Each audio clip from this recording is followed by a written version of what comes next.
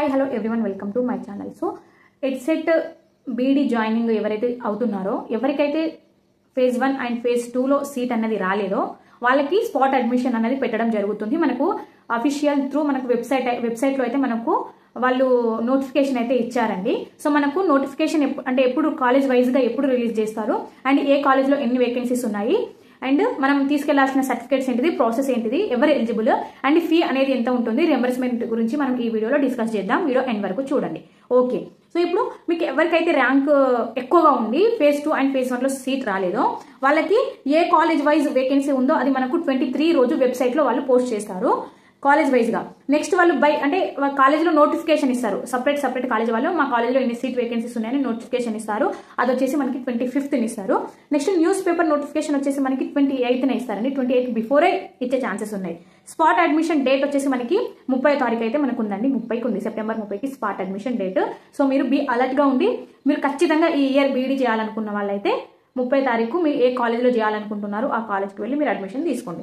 So ఇప్పుడు మనం ఏమేమి తీసుకెళ్ళాలి మనతో పాటు, ఓకే, ఆ డీటెయిల్స్ చూద్దాం. ఒరిజినల్ సర్టిఫికేట్స్ తీసుకొని వెళ్ళాలండి. మీరు ఒరిజినల్ సర్టిఫికేట్ తీసుకోకుండా వెళ్తే మీకు అక్కడ అలో చేయరు.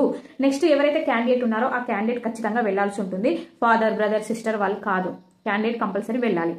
దెన్ ఒరిజినల్ సర్టిఫికేట్స్ మనము అక్కడ వాళ్ళకి ఒకసారి వెరిఫై చేసుకుంటారు, వాళ్ళకి ఇవ్వాలి. మనం ఏమేమి అన్ని ఒరిజినల్ సర్టిఫికేట్ తీసుకొని అక్కడ వాళ్ళకి వెరిఫికేషన్కి ఇచ్చేసి and 2 set of xerox copies మనం తీసుకెళ్ళాలి. ఓకే, వాళ్ళు 2 సెట్ ఆఫ్ జిరాక్స్ కాపీస్ వాళ్ళ దగ్గర ఉంచుకొని మన ఒరిజినల్ సర్టిఫికేట్స్ మనకి ఇచ్చేస్తారు. అండ్ ఒక టీసీ, ఒరిజినల్ టీసీ, డిగ్రీ అయితే డిగ్రీ, పీజీ అయితే పీజీ, డిఎడ్ అయితే డిఎడ్, మీరు ఏది ఎలిజిబిలిటీ టీసీ ఉంటే మీ దగ్గర అది తీసుకొని వాళ్ళు ఉంచుకుంటారు. ఓకే, అదర్ సర్టిఫికేట్స్ మనకి ఇచ్చేస్తారు.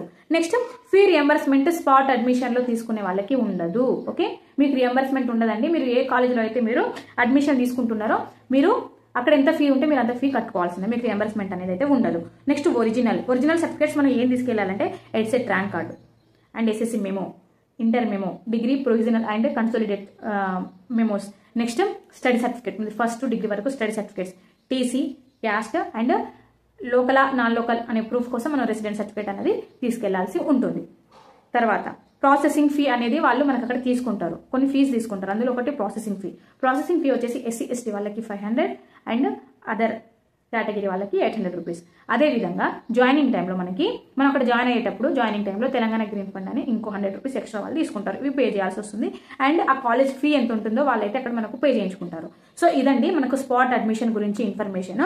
అండ్ మీరు బీడీలో ఎవరైతే జాయిన్ అవుతున్నారో మీకు ఏదైనా డీటెయిల్స్ లైక్ సబ్జెక్ట్ వైజ్గా కానీ లేదా క్వశ్చన్ పేపర్స్, ఇంపార్టెంట్ క్వశ్చన్స్, ఇట్లా ఫస్ట్ నుంచి 4th సెమిస్టర్ వరకు ఎవరికి ఏ డౌట్ ఉన్నా సరే మీరు కామెంట్ చేయండి. నేను ఖచ్చితంగా మీకు వీడియో చేసి పోస్ట్ చేస్తాను.